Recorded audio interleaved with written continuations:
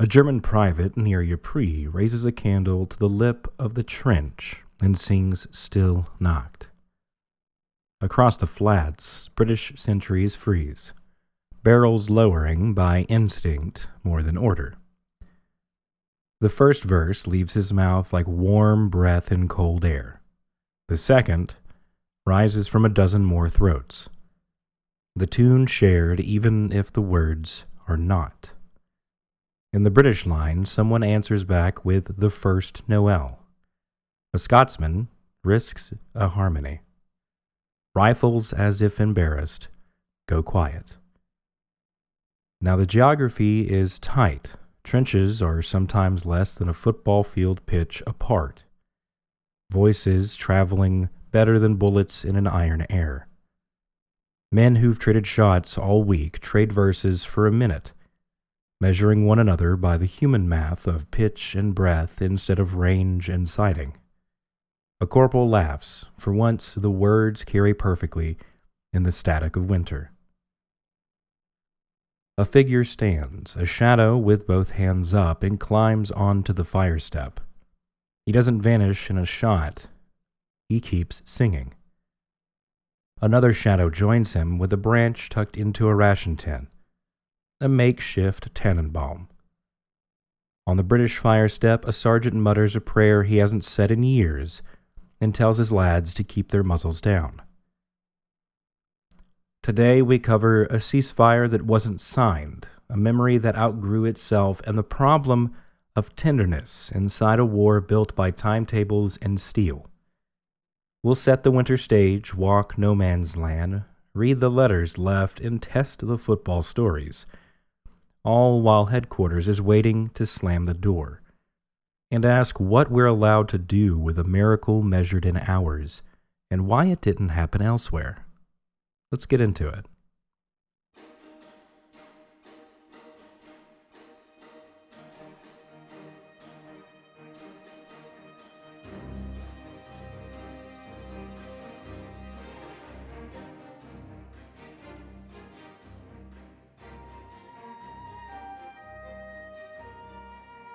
By December 1914, the Western Front has frozen into lines from the North Sea to Switzerland.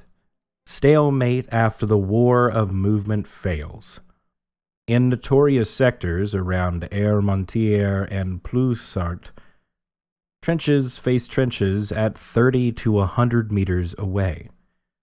Proximity breeds knowledge, with breakfasts, reliefs, the telltale sign of rhythm of a registration. Now, that intimacy, unwanted but undeniable, makes a pause imaginable. But remember, the truce that we're talking about was not universal. It occurs patchily, mainly in British sectors. French and Belgian units, under occupation pressure and with different war temperatures, were largely unwilling to bond with the German invaders. Now, under the French Foreign Legion, especially, least of all. On the Eastern Front, there are recorded pauses, even though Orthodox Christmas falls later, and Serbian formations seem to show no interest, with no solid accounts of a ceasefire there. Now, like any Thanksgiving feast, there are a number of ingredients that came together to make the truce possible. The first ingredient is winter logistics. Parapets slump, pumps clog, and uniforms are never quite dry in the brutal European winter. Both sides discover that trench life kills without help from the enemy, and so burials are hard to arrange under fire. Bodies end up lying in shell holes within earshot of some trenches. A bottom-up instinct grows. If we could have just an hour to collect our dead, maybe we will all breathe easier and the line smells less like loss. In many places along the truce line, that's all the truce will become. An understanding to hold fire, not to party and share. The second ingredient we have is a shared repertoire. Carols cross borders very easily. Stille Nacht, O Tannenbaum, Adest Fideles, God Rest Ye Merry, the Christian calendar creates a synchronized pause. Whatever else we disagree on, December 24th and 25th is marked in the same ink. Now, reports along the line say that singing often comes from the German side first, some units even staging sing-offs across the lines the night before. Major John Hawksley in the Southern Ypres salient writes home saying, quote, "Both sides sang in English 'Home, Sweet Home' together. Then 'God Save the King' was sung by both. Then on a late German shouted to the Warwicks, 'We won't fire tomorrow if you don't.' Our men shouted back, 'All right.'" The third ingredient is sector culture and informality. There's no pre-planning from above for the truce. Arrangements are very much ad hoc. The Scots Guards report a scout slipping late on Christmas Eve, meeting a German patrol and swapping gifts, and eventually agreeing to a morning ceasefire. Elsewhere along the line, it's less emotional. A white flag at first light, a wary parley on frozen mud, and 30 minutes of order agreed by men who don't share a language, but definitely do share exhaustion. The final ingredient, and truly the most important, is timing. It's significant because this is the last Christmas before the war's industrial rhythm hardens. First year of the war, the autumn's trauma is heavy, but the propaganda grooves aren't cut just yet. For one winter, there's still room for improvisation. And that small window is all history ever needs.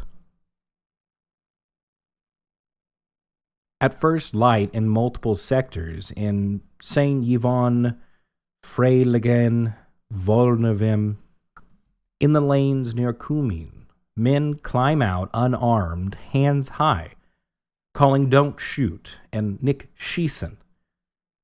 The ritual forms fast. Many exchange cigarettes and pipe tobacco. Swapping of regimental badges and buttons are often, in comparison of family photographs. One British private wrote that a German showed him a wallet photo of a baby, quote, "swaddled like my niece." And that is when the word Fritz fell apart. Now, especially in the First World War, burials are the sacred task.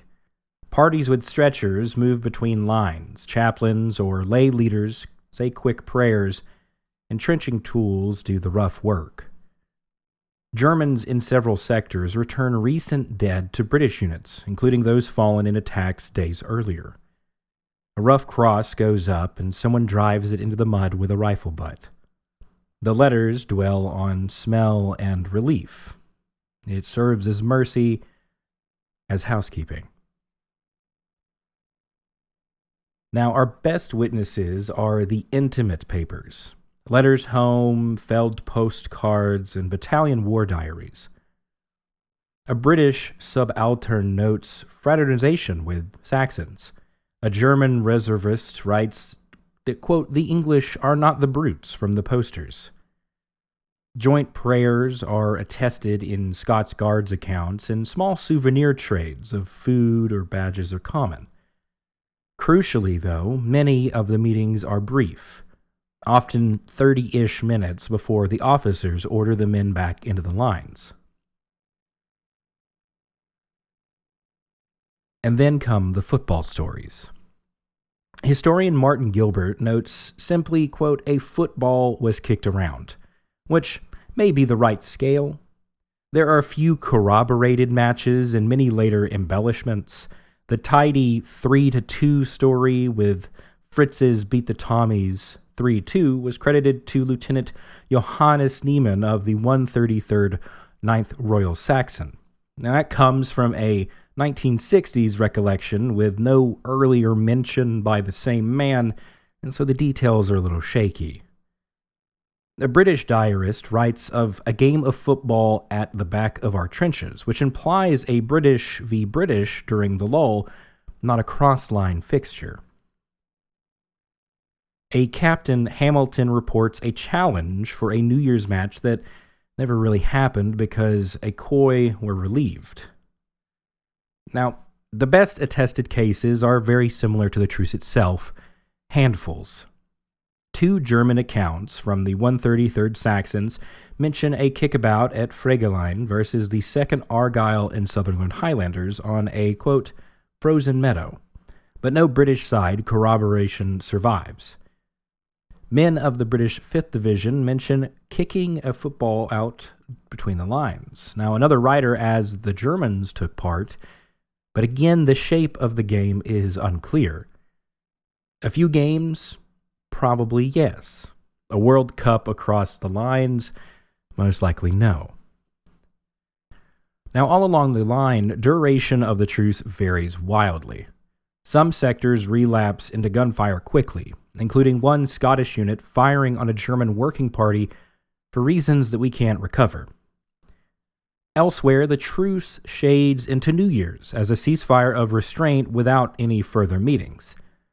The daily reality, though, never vanishes. 41 British soldiers are reported killed on December 25th. Low, but it's not the lowest day of the month.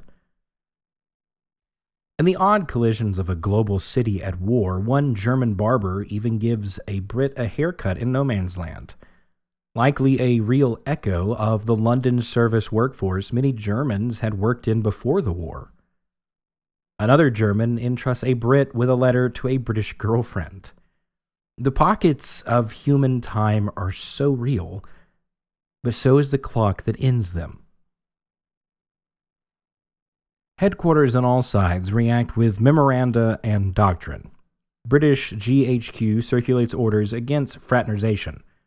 French commands, under the Lash near Arras in Soissons, issue sharper reminders that the enemy remains the enemy. German High HQ condemns weakness in Saxon sectors, and reports of ceasefire trigger orders to prevent reoccurrence. Sir John French writes, quote, I issued immediate orders to prevent any recurrence of such conduct. Notably, the same French who'd once sent whiskey and cigars under a truce flag in the Boer War.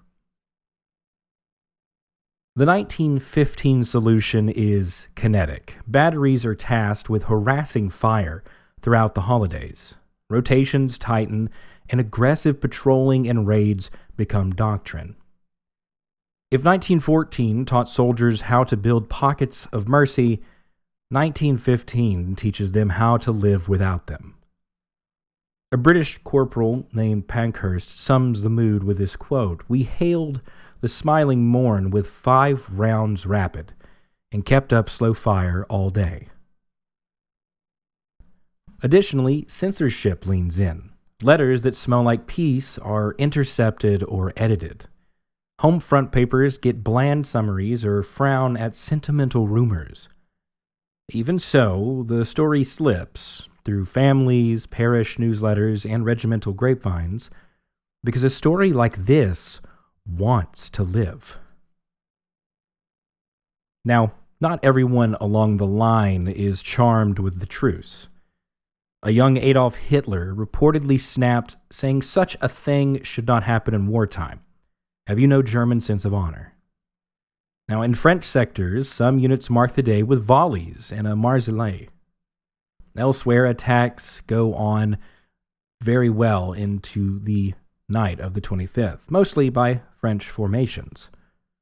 There's even a bizarre post-barrage flag of truce apology. A German crosses the French 99th Infantry to say higher command spoiled their agreed ceasefire to New Year's. And to those not in the trenches, the war continues on. Germany launches its first air attack on Britain, specifically Dover, on Christmas Eve. The Royal Navy Air Service answers with the Cuxhaven raid on the 25th. While most planes do turn back, there is one that does drop a bomb, but it ends up bombing a fish drying shed, not a Zeppelin hangar. A German attempt on the 25th produces the first air-to-air interception, An RFC gun bus drives off a German FF-29 bound for London. The machines, all contrast to the humans, never agreed to sing. Now, there's a differing definition of war's rules versus war's people. Soldiers build micro rules inside of macro wars. Throughout 1915, units cultivate live and let live, predictability in sniping windows, tacit agreements to fire high unless ordered, repair hours signaled by a shovel on the parapet, and funeral truces when weather permits. These are not kindness as charity, they are insurance. The enemy that you spare at breakfast may spare you at dusk. And rituals carry these norms. A song, a shovel, a cigarette tossed into a shell hole. The day a new officer breaks the pattern, orders a dawn raid, praises correction of a quiet hour, the grammar starts to collapse. Culture can be killed by memo or mortar. Rebuilding it takes nerve and luck. But the command here isn't made up specifically of cartoon villainy. The staff grasped that predictability kills. Every tacit rule is a seam that the enemy can exploit. But unpredictability kills too, often your own men, and often faster. The truce becomes a parable of competing duties, to mission, to survival, to the face, two sandbags away. Letters show agency inside the obedience. I will do my duty, and also I will not shoot a man burying his friend. Now that agency is local and temporal. It stretches an hour at dusk, then snaps back under orders. In that context, the Christmas truce is simply the largest footprint that agency left in the snow. Now extend the lesson with humility. The truce wasn't unique as a kind of event. Military history is full of these brief lulls in trench customs. Now it is notable as the one last broad and organic pauses of its scale before industrialized doctrine sealed the seams. And days later, most of these men were right back to shooting at each other. Now, tenderness happened, but it didn't replace the war. If you strip the Christmas truce down to its gears, it wasn't magic. It was conditions plus choice. Trenches pressed so close together that a cough carried across. Winter pressed so hard that even enemies could smell one another's misery. A shared calendar offered a synchronized pause, and carols gave men a way to signal without flares. Then, crucially, ordinary soldiers used the tiny authority that they still owned, their feet, their hands, and their voices, to step onto the parapet and say, "For an hour, not today." It was improvised, local, uneven, but still very real.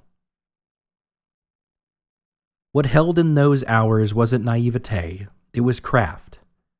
The quiet rituals soldiers invented to survive. Burial parties exchanging cigarettes and a shovel lifted to say repairs. A hymn bridging accents. Now, command could ban fraternization the next morning and often did, but for one night, agency pulled at the bottom of the chain of command and made a human pocket inside a mechanical war. The miracle wasn't that the guns fell silent, it's that the men who had every reason to hate chose briefly to recognize. And the recognition traveled both ways. A wallet photo shown in no man's land looks like a wallet photo anywhere. A baby in a blanket, a sister in her Sunday dress, a backyard that could be Armentières or Manchester or Munich. That's the part that we keep forgetting until history reminds us. How much we rhyme with one another. Different uniforms, the same chapped hands. different anthems, but the same melody when the room is cold. Now, the truce didn't end the war. The truce didn't even own the whole day of Christmas, but it proved a durable thing. That our likeness isn't a theory. It's a tool that we can reach for when possible circumstances present themselves. If a few hundred yards of frozen mud could hold a ceasefire stitched from candles, songs, and nerve, then wherever we are, streets, screens, parapets, kitchens, we're not strangers by default. We're neighbors waiting to be named. So here's the summary and the hope. Proximity made the truce possible. Ritual made it legible, and courage made it real. And the part that lasts is recognition. Across languages and borders, we are more alike than we can imagine. And when we act like that's true, even for an hour, the world makes a little more sense. So that's our hour in the snow. Conditions plus choice, a hymn as a hand signal, and a brief reminder that even in a mechanized world, people can still improvise mercy. If the show shaped your picture of what actually happened and what didn't, I'd love if you tapped follow, flipped on auto download, and left a quick review. Tell a friend who still swears that it was a fully officiated World Cup in no man's land. Now, yellow cards were in extremely short supply. Birch bark, abundant. If you're feeling extra festive, leave a comment with your one song ceasefire, the track that would make you set down the rifle for 1 minute. Bonus points if it's not a carol. And yes, Mr. Brightside counts as a modern spiritual, don't at me. Up on the next feed, Losing Time, our New Year's special where calendars get a little weird. We'll chase 10 days that vanished, hop the international date line like a time zone parkour course, and relive the Y2K jitters. And ask why the ball drop is America's favorite synchronized anxiety. Bring your party hats, your leap seconds, and that one relative who insists we're actually living in 2012. I'm Dylan Gassaway, and this has been Naked History, where we love a good story, but we love a true one even more. Always remember to keep your nights silent, your trees decorated, and stay naked. Historically speaking, of course. Have a good one.